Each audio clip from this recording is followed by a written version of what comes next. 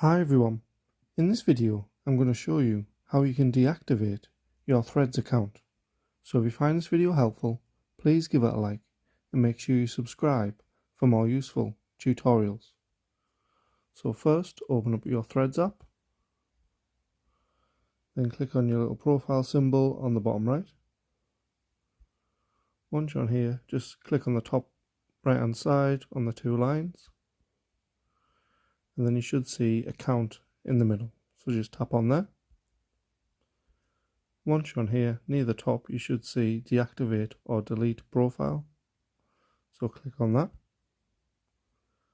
And this will just let you know your Threads profile, content, likes, and followers will not be visible to anyone until you've reactivated your profile by logging back in.